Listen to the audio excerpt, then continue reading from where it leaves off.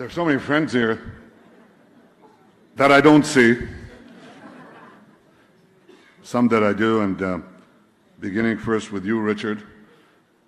You've been a wonderful friend over the years. You and your wife, to me and my wife, you've been, as we say in Swedish, mishpoche. I want to also acknowledge other friends that are here. Pastor Hagee. Pastor Hagee? Ambassador Danon, our UN ambassador who brought ambassadors, and I know there are other ambassadors from the UN and from Israel. Welcome. Equally, I see many friends in the crowd. Malcolm, I see you. And I see old friends. I asked you a question, my dear friend from Minnesota. How come there's so many liberals in Minnesota? I never got an answer. And of course, I see here also, well, I don't see him, but my good friend Mark Levin. Where is Mark? Where is Mark? Where is Mark? Ah. Now here's a man who speaks the truth, fearlessly, in a straightforward and sort of subtle way. And he is an example of what all of you are, but especially what JNS does, and I want to acknowledge Alex Germain, CEO, for the work that you do. For the work you do to, he said, to counter the conceptia. I said, no, it's not countering the conceptia, it's just to speak the truth. That's what we need. Because, there's a reason, because you cannot build peace and security on lies. If you do so, sooner or later, these lies will crash on the realities of the Middle Eastern realities. You cannot do that. They crash. All these theories that are promoted over the years that are contrary to reality, they don't stand over time. They fall like pieces of an iceberg into the ocean. And very soon nothing is left. So you need a solid foundation. And the only solid foundation is the truth. So I want to encapsulate some truths for you tonight because I think they explain where we are today. In the founding of the State of Israel, 77 years ago, we faced a fairly united Arab world. It was led by Gamal Abdel Nasser. He promoted the idea of pan-Arabism. He would unite the whole Arab realm under his leadership, under his rule. The source of unity, one of the sources of unity, was to drive Israel, that is to oppose the founding of the State of Israel. That was done by the Egyptian regime before him. To prevent the Jewish state from being established. But once established, it had to be removed. It had no place. Right in the center of that great Arab domain, there couldn't be a Western state. We were foreign interlopers. We were foreign interlopers, right? I mean, we're here in Jerusalem, about a kilometer away from David's capital, which was established 3,000 years ago. We are not foreign interlopers. We're not the Belgians in the Congo. We're not the Dutch in Indonesia. We're the Jews in the Jewish homeland, Judea. Right? That's one truth, an important truth. But equally, they tried to not only, at first they didn't try to actually annihilate our history, they just tried to annihilate us. And it wasn't such a big task. We were very small, really on a strip, tiny strip on the edge of the Mediterranean with Jerusalem. We had Hebron, a few thousand years, and very little else. And the idea was you can cut to the sea and finish it off. So they didn't waste time on propaganda. They just organized themselves, having, from our point of view, miraculously defeated them in the War of Independence. They didn't think it was over. And they arranged themselves to choke us and drive us into the sea in the weeks and days before 1967. And of course, you know how that ended. It ended, even though they all said, well, Nasser put his troops into the Sinai, put 100,000 troops in the Sinai. Syria would join him. Hussein, despite our warnings, joined him from right across the street here. And we were about to be finished. But in 6 days, we turned the tables on them. And, of course, we came back to our ancestral homeland in full force. And, by the way, we took the high ground, and we will not leave it. It's ours. So they still didn't give up. They tried the war of attrition, and then in 1973, a combined attack, this time by 2 Arab armies in the Yom Kippur War. They surprised us. Within 3 weeks, we were at the gates of Damascus and Cairo, and that ended that. And so that began this whole situation where they attacked us again and again, created a situation where the Arab world began to realize that Israel is here to stay and that they have to make their dues with it. And so we began a process that began first with the peace at Camp David between Begin and Sadat, and later the peace with Jordan that was signed by Yitzhak Rabin and King Hussein. And so what you had is that the Arab world was slowly coming to realize that Israel is a fact that cannot be removed, and they were beginning to make peace with us.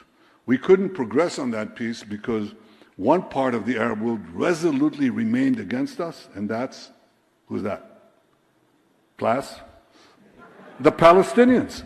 The Palestinians clung to the original opposition to Israel, that basically you do not recognize a Jewish state, the Jewish state, in any boundary, in any form. Israel has to be annihilated. Israel has to be excised, like a tumor. That was their position, and that was and remains the principal obstacle to a Palestinian-Israeli peace, the persistent Palestinian opposition to a Jewish state in any form, in any boundary. That's a truth that somehow eludes fairly intelligent people. They sit in the State Department, they sit in the foreign chancelleries of the world. That's a very difficult concept to absorb. How? I think it's so obvious. They keep saying it. They keep doing it. They keep saying, we want a Palestinian state in our ancestral homeland in order to destroy the Jewish state. They say it. They say it in Ramallah. They say it in Gaza. They teach it in Ramallah to their children. They teach it in Gaza. There's no difference in the textbooks, exactly the same. One pays for slay in Ramallah. The other one says, and operates the ICC and conducts warfare against us, lawfare, and all this by heart. And the other says, no, we have to go straight out, militarily and terror. That's the difference between Hamas and the PA. The Hamas says, you'll destroy Israel by terror and military conquest right away. And the PA says, no, you destroy it politically by driving it through propaganda and lawfare to the 67 boundaries, and then you can do the military thrust because you're a few kilometers from the sea. That's the difference between them.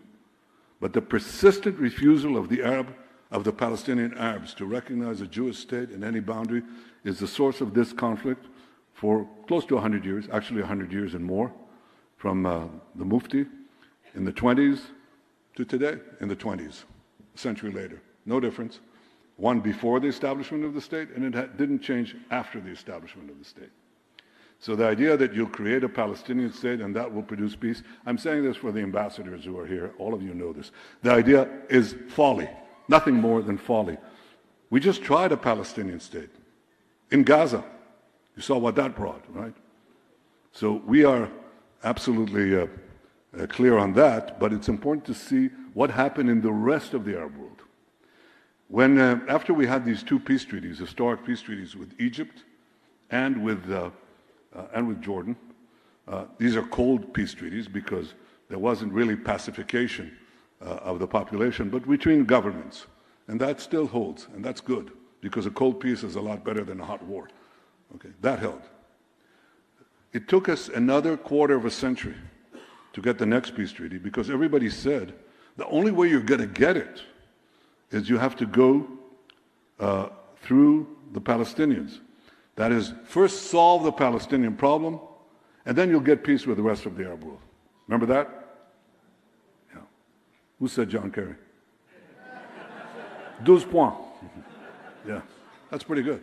That's right. He said, it's not going to happen. No, no, no, no. He said it 4 times in the Saban Forum. I wish he said 5. We might get 5 countries.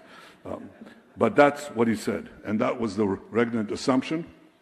And of course, I didn't think so, because if we had to go through the Palestinians, aside from creating a state that will spell the end of Israel, we knew that the Palestinians would not make peace because they don't want a state next to Israel. They want a state instead of Israel. And so they'll never accept the expansion of peace with other countries because we wouldn't succumb to their diktats. And so I decided to do something different. I decided to go around the Palestinians, and we went directly to the Arab capitals, made 4 peace treaties with 4 Arab states in about 2 months. And so we expanded the circle of peace, but the main thing that you can see here is that the number of Arab states that attacked us, 5, arguably 7 states in 1948, 3 in 1967, 2 in the Yom Kippur War, then 1 in the Lebanon War in 1982, kept declining. And basically the Arab world began to normalize its relations with Israel. And that's the good news. The bad news is that the Arab world was being replaced by another much more potent force that appeared on the horizon, and that force is Iran. Beginning with the Islamic Revolution in Iran in 1979, Iran began to be the potent Islamist force in the Middle East, and basically to replace the Arab world as the engine of attacks against Israel. They were committed to destroy Israel for a simple reason. They're committed, first of all, to conquering the Middle East. And they identified Israel correctly as the only real force that stands in their way locally in the region, because no one else is fighting Iran. The only ones who are willing to fight Iran and are fighting Iran is us. The only ones who are keeping the Middle East in place, as opposed to collapsing before Iranian aggression, is us. If we're not here, the neighboring countries would collapse on the spot. I won't give you details, but there are a lot of details that I could give you. But the ones who don't need the details are the Iranians. They know that very well. So they proceeded to embark on a campaign right from the start that basically targeted Israel, and it's not only to conquer the Middle East, it's for their larger ambition to subjugate all Muslims to their fanatic creed, but also, and that's written in their constitution, but also to export the revolution worldwide.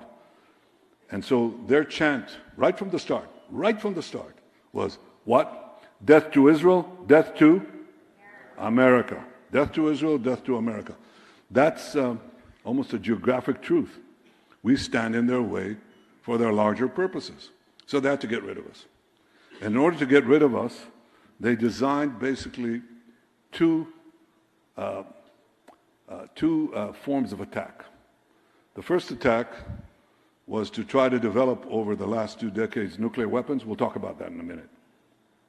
The second line of attack is something they developed piece by piece, step by step, which was to choke Israel by conquering pieces of the Middle East, both for their own reasons, but also as a noose of death around us.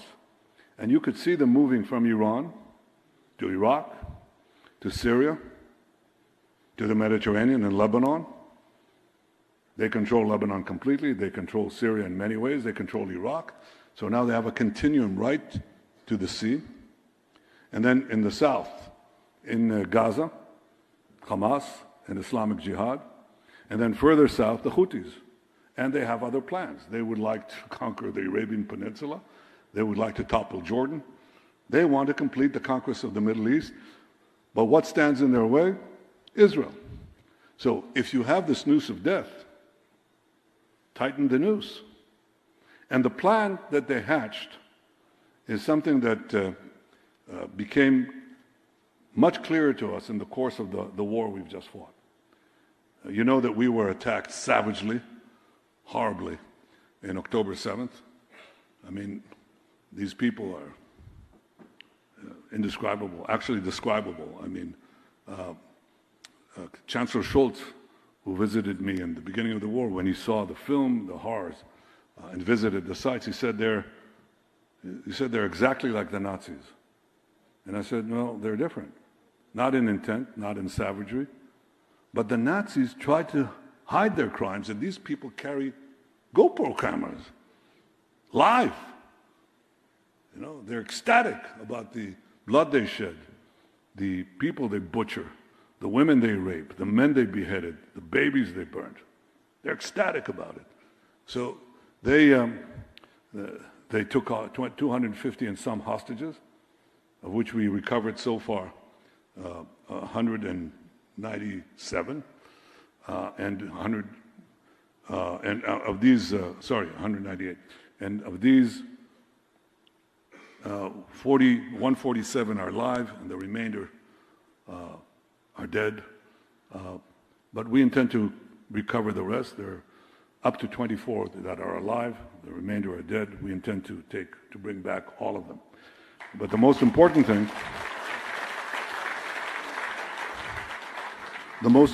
that we had to do was to stop the invasion, which we did. And as we stopped the invasion and continued to take the fight into their territory, and of course into Lebanon, which Hezbollah joined the day after, we learned basically one simple truth. We learned that Sinwar jumped the gun. He jumped the gun. He deviated from the plan that the noose of death had planned in advance, and that plan was that there will be simultaneous invasions from Gaza and from Lebanon. The distances to the center of the country are very small, and simultaneous pelleting of Israel, barrages of ballistic missiles and rockets in a tiny country that was meant to basically erase Israel. That was the plan. And Hamas didn't wait, couldn't get over themselves. They fired too quickly. In fact, Hezbollah was surprised. They said, why did they tell us? They were supposed to tell us. But they didn't tell them. And so we had time to prevent a similar ground invasion that would have been much more potent, because there's no comparison to the power of Hezbollah, the Ridwan force, compared to the Nukhbas, the monsters who attacked us. Much more potent. But by that time, we could move our army to the north, so we stopped that invasion. And we discovered that this was hatched out. There was a clock in Iran, and it said here, the end of Israel in such and such date, and the clock is winding down. But this was the plan. And in many ways, what happened is that we simply broke this. On the second day of the war, I said, we will change the face of the Middle East. We first had to go into Gaza. Our American friends who came here, and I appreciate the fact that President Biden came here at the beginning of the war and gave us support at the beginning of the war. And but they said, don't go in. Don't do the ground invasion. Do it from the air. And I said, Joe, we tried that. I myself, as the head of the government, authorized 3 attacks, 3 major operations against Hamas terrorists after they attacked us. We killed thousands of terrorists. We killed their military commander, Jabri. It didn't make a dent. It made a dent. It stayed them. They had to rearm again and so on. But it didn't stop it. I said, it's not going to work. We have to go in. So against their better advice, we went in.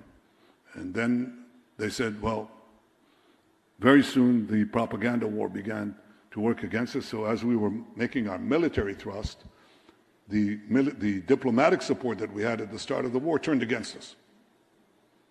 And now we were facing pressure to mitigate the fight and very soon to stop the fight.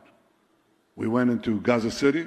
They didn't like it. We went into Shifa Hospital, some hospital, right? They didn't like it. We went into Khan Yunis, and then we reached the outskirts of Rafah. And there the Americans said, don't go in. Don't go in. And if you go in, we'll put an arms embargo on you. And I said to President Biden, look, I respect you. You're the President of the United States. Please respect me. I'm the Prime Minister of the one and only Jewish state. We are going in.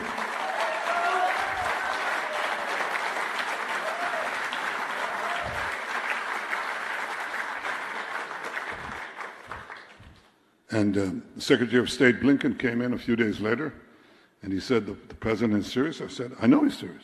He's going to do it. I know. He's already done it. And he said, so what do you say? I said, Tony, we will fight with our fingernails if we have to. And we did.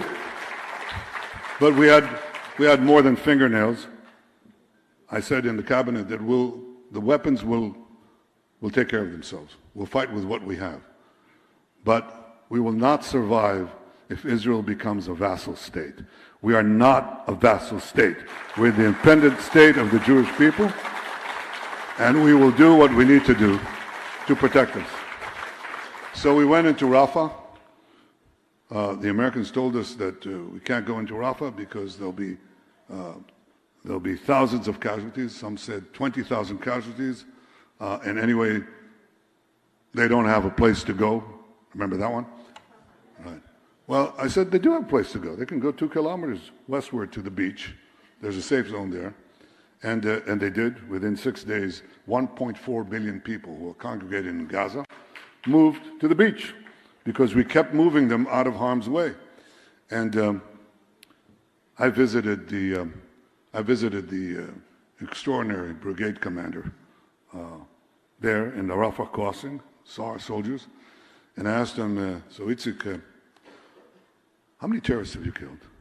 And this was in the middle of the fighting. He said, at this point, 1,203.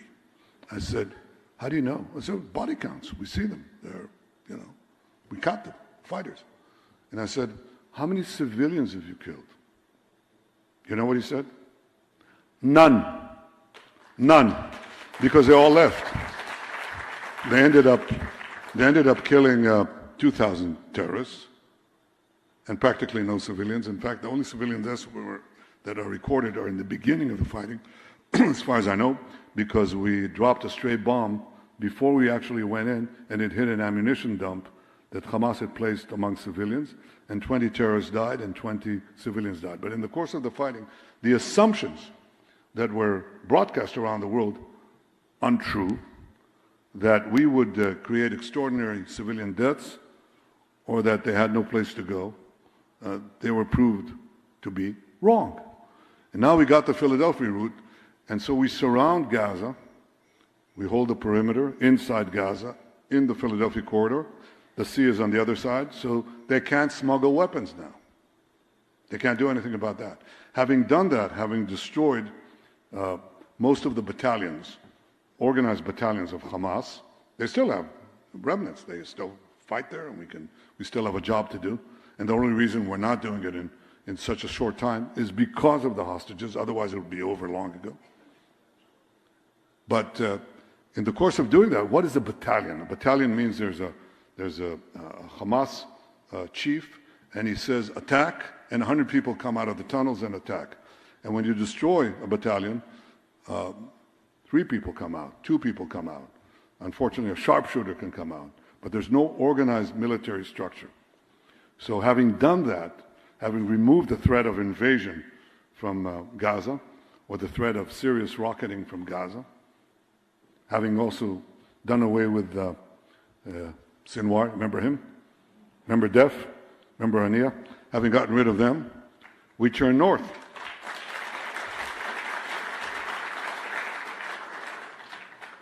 And having turned north, we had this small thing, the beepers. You remember the beepers, the pagers? Yeah.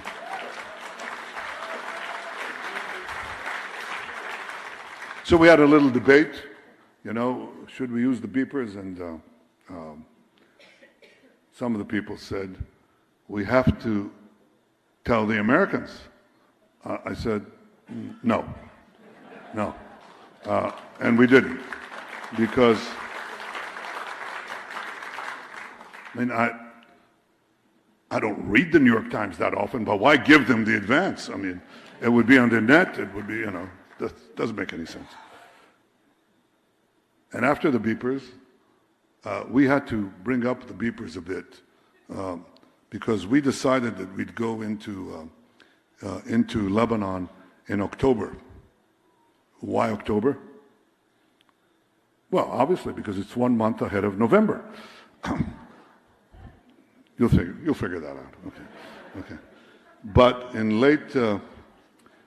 the third week, I think, of September, we learned that that Hezbollah had sent 3 beepers to be scanned in Iran. We had previously bombed a scanner they were going to bring in, so we got rid of that, and the guy who operates it. But now they had these, and they have this minuscule amount of TNT, and when the Mossad guy showed it to me a few months earlier, he's giving me an update how many we've got inside, and I say, well, is that really going to do the job? I mean, how much TNT do you have there? And so he says, I don't know, nanograms, something like that. I said, what is that going to do? It's not going to do anything. He said, oh, no, it'll do it. Give me that. I take the beeper and I throw it on the wood paneling in my office, and it dented it. And I said, okay, go ahead. So now we're all set to go. But now it turns out that they're scanning this. And I learned it. And I was crazy. I said, what? Why didn't you tell me this? Well, it happened a few days ago. Well, how long does it take him to do this? It could take a day. I said, well, we have to do it right away. So we did it, and that meant that we brought up the shock and awe. The beginning of the great campaign in Lebanon, we brought it up about 3 weeks while the army was supposed to prepare in those 3 weeks the war, right? And they didn't have time. So now we said, okay, having done that, why don't you prepare a war? And they did. And they came back a few days later and they gave me 3 options. One is do nothing, wait, see what the beepers do. The second, because we always wanted to take the Hezbollah out of the battle. I didn't think it was a good idea to just leave them intact, but that was option 1, which they didn't really mean. Option 2 was conquer Bulgaria, something like that, an impossible task. That's the way they do these things. And option 3 was sort of a mixture of command posts here, command posts there. And I said, well, let's have option 4. And option 4 was targeted at the missile and ballistic missile storage main stock that Nasrallah had built over the years in private homes, because he was relying on the fact that we would not attack private homes. And he was right, we didn't over the years. But we set a goal for the army, attack these homes, but get the population out. And they came back 48 hours later with a brilliant plan, brilliant plan. They commandeered Lebanese television and radio. Can you imagine? This is the idea of telling you, if you're a resident of, leave. Because they had a missile in every garage and a rocket in every kitchen. And they would open the roof, and out it comes, and so on. And that was done. So in 6-7 hours, we destroyed the bulk, not all, but the bulk of the main weapons directed against us that Nasrallah had built over 30 years.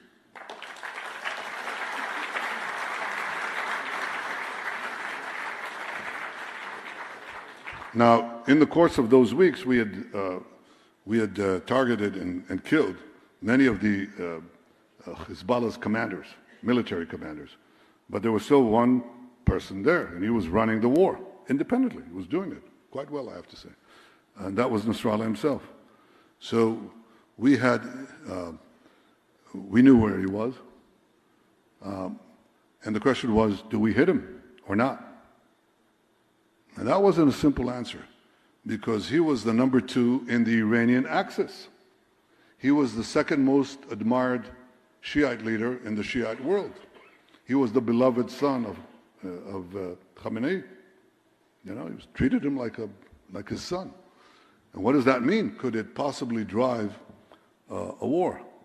Could it possibly could it bring Hezbollah into the war? That's a legitimate question. So when we discussed, and I had received some information, I had received a big thicket of intelligence report, and I read it, and it was about Nasrallah, and I read it again, 80 pages. I read it first, I read it again, and I said he has to go. I was particularly impressed.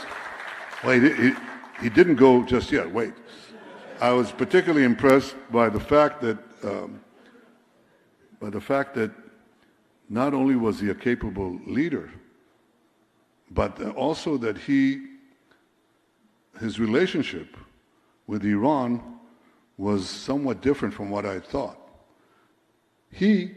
I would say he manipulated Iran much more than Iran manipulated him. He influenced Iran much more than Iran influenced him. And when I read this report, I came to the clear conclusion that he was the axis of the axis. And if we remove him, the axis would break. And so we went into a debate in the cabinet. Do we take him out or not? And there were two things that were brought up. One, we have to tell the Americans. That again? I said, no, we're not going to do that. And the second was, well, you have to really think seriously about the consequences. I mean, Iran has a lot of ballistic missiles. A ballistic missile, something from where I'm standing right up to that wall. It's like a bus full of tons of TNT. And you have many hundreds of these, and they would fall in Israel, and they would do serious damage. So you couldn't quite dismiss that. And then the question was, do you do it or you don't do it? Well, I stopped. The cabinet meeting went on for quite some time. Cabinet was split, not half and half. Most wanted to do it, but some didn't. And the senior echelon was hesitant. I could see that. So I called the then Minister of Defense and then Chief of Staff to a separate room, and I said, look, the American thing is out of the question. At best, we could tell them, when the planes are en route, give them the courtesy, but we're not going to tell them. But I want to think about what you're saying, and I'll come back to you. And there was a real sigh of relief there, because, I'm going to the States to give a speech at the UN. I was a few hours away from giving a speech. So I'll stay in the UN. By that time, we had intel that Nasrallah would probably leave to another place, which we didn't have access. So that would solve that dilemma. What I think they didn't know is that I have what is called an Air Force One. It's really Air Force -1. It's kind of dilapidated, but it's very serviceable because it has a bed and it has a secure line. So I slept for a couple of hours, 2 hours, got up, opened the phone, and called the chiefs in, and I said, okay, I've made a decision, we're going to take him out. And I asked that you convene the cabinet on a phone line when I get to New York. Got to New York, went to the Regency Hotel. I mean, I'm sure there have been many important conversations in the Regency Hotel, but I don't think there was anything like this. And we had a cabinet meeting in the Regency Hotel and decided on the attack. I still had to write my speech, which I do.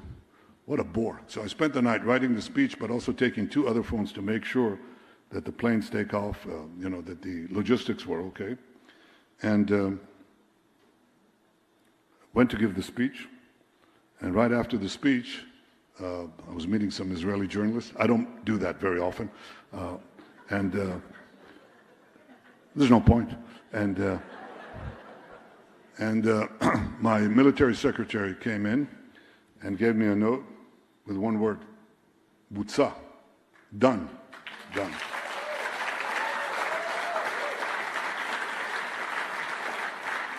Now, the collapse, the removal of Nasrallah really broke the axis. It was a terrific blow. Some people are irreplaceable. And so far, he's been irreplaceable. And so, having delivered that blow to Hezbollah, we also delivered a blow to Assad, because Assad was relying heavily on Nasrallah. He wasn't relying on his army. During the civil war, every time he got into real trouble, Nasrallah would send thousands and thousands of fighters to help him. And now there was no one to send the fighters. So there was an opening, obviously, which Al-Shara used. They didn't understand, how come they're coming in every place there's no one to fight? And they just kept moving from town to town with the full blessing, that's a diplomatic word, by Turkey. But Iran, understanding that their amazing, unbelievable investment in the axis. This is the axis. You have to have a continuum to supply Hezbollah. And that was going down the tubes. And so they had to rescue Assad. And what they did was they wanted to send 1 or 2 airborne divisions to help him. And we stopped that. We sent some F-16s to some Iranian planes that were making some routes to Damascus. They turned back. So being shed of any support from the West and any support from the East, the Assad regime collapsed. And just to make sure, we destroyed 90% of their armaments of the army. And then improved a bit our positions, like taking the summit of the Hermon Mountain. It's a very beautiful place. That's what we did. So in effect, if you summarize everything that I said up to now, what we did is we had peace going with the Arab world, Iran coming up, Iran putting a noose around our death, and Israel turning the tables on them from a situation where on October 7th people thought that Israel was doomed to making Israel the most powerful country in the region within a very short time. We could do that because of the incredible courage of our soldiers and our commanders. Incredible. Yeah. Just incredible.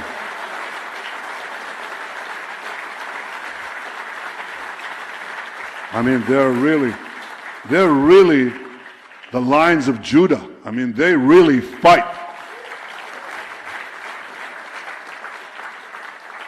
They're heroes. And those who are fallen are heroes. And those who are wounded, you should see the wounded. You know, there's a guy who lost his limb and 2 legs, and he has these, artificial legs and an arm, and he lifts another arm, he says, I want to go back and fight. And he's not alone. These are amazing heroes. So having done that, we've smashed the Iranian axis, but we didn't finish the job. Remember, there's still more to be done. We have to finish the war in Gaza, get our hostages back, and destroy Hamas. Hamas will not be there. And we're not going to put the PA there. Why replace one regime that is sworn to our destruction with another regime that is sworn to our destruction? We won't do that. I can say that Israel, in any case, will control the area militarily. We're not going to succumb to any pressure not to do that. And I very much welcome President Trump's plan to allow the voluntary relocation of Gazans who want to leave. And believe me, many of them want to leave. So what's left? Well, quite a few things and many opportunities. But obviously they'll all go down the tube if Iran gets nuclear weapons. The reason Iran doesn't have nuclear weapons is because successive governments under my prime ministership have led successive actions, which I won't discuss here with the same, forgive me, with the same detail over the years. And that set them back about 10 years from where they thought they'd be. 10 years ago, they already thought they'd have a nuclear arsenal. They don't. But we delayed them, but we didn't stop them.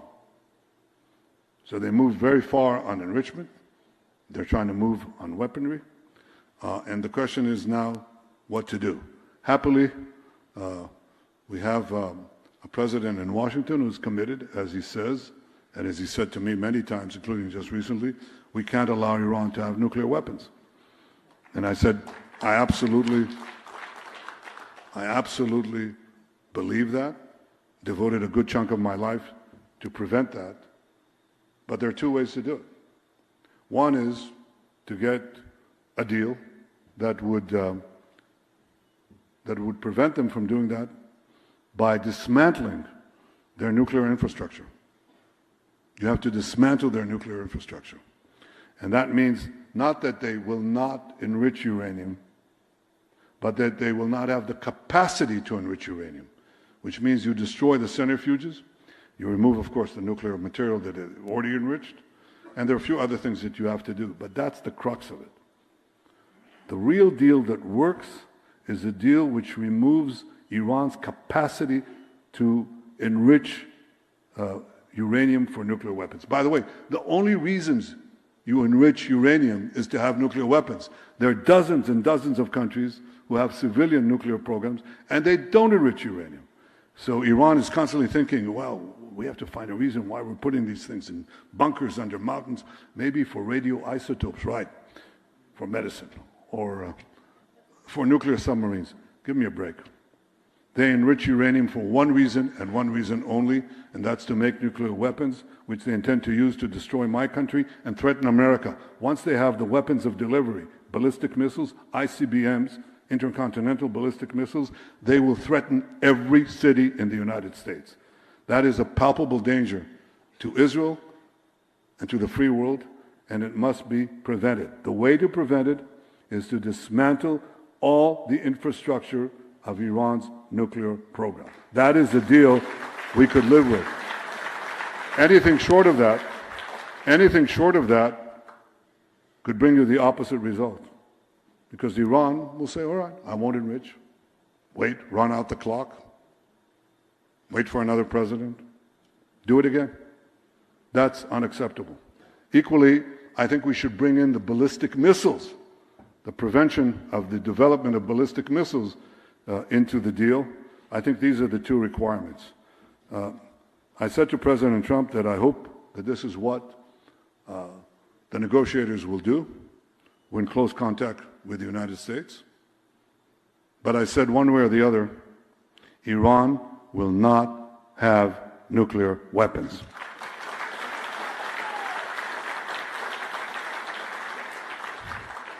So we have a seven-front war, which is really a one-front war with Iran and its proxies. We appreciate the fact that the United States is taking action against the Houthis, very important. We appreciate the help that we're getting from the United States. Arms are flowing in. It's important. We share the same goals, but we have to make sure that Iran does not get nuclear weapons. A bad deal is worse than no deal. We need a good deal. And the only good deal that works is a deal like the one that was made with Libya that removed all the infrastructure. I can tell you, well, you should applaud that. That's the main point. We have another front. It's called the deep state. You heard about that? No, you're talking about the deep state in America. It's very shallow. It's a puddle. Ours is ocean deep, even though somebody said it's a deep shtetl, but it's a deep state. It's a deep state. It's very deep. It threatens democracy. It abrogates the rights of citizens to choose their government that will make its own decisions, its own appointments. That has to be obviously resolved. But we have to understand that there's another threat on the horizon, and with this I'll finish because I think it relates to what JNS is doing and doing so ably, and that is puncture the lies. The lies are disseminated in America by a campaign, a systemic campaign, that is funded, organized by governments, by NGOs, that are funded also by very wealthy individuals. There's a lot of tourists in America. Yeah, a lot of tourists. There's a lot of tourists in Israel too. So what do? They pay influencers. They use the social media in a very systemic way to attack the supporters of Israel. And I'm not talking about only the supporters of Israel on the left. I'm talking about the supporters of Israel on the right. And that is a palpable threat to our future. We do not ask others to fight for us. We don't ask for boots on the ground. But we ask for that support. That support means that the UN Security Council does not make binding resolutions against Israel. It means that Israel is not sanctioned, is not choked by the international community. And that support is being threatened by the systemic public opinion campaign. And if there's one thing that has to be done is to fight back. That's what we do. We have to fight back. And you fight back with the truth. So I ask you to continue to fight for the truth. All of you do it in one way or the other. You should do it, well, you should do more, and more. Because we've learned in the long history of our people that if somebody says that they want to kill you, believe them. And these people who want to kill us enjoy the support now of young Americans who support our killers and our rapists and our would-be destroyers more than equally as much as they support us. That has to be reversed. As fast as it came up, it can go down.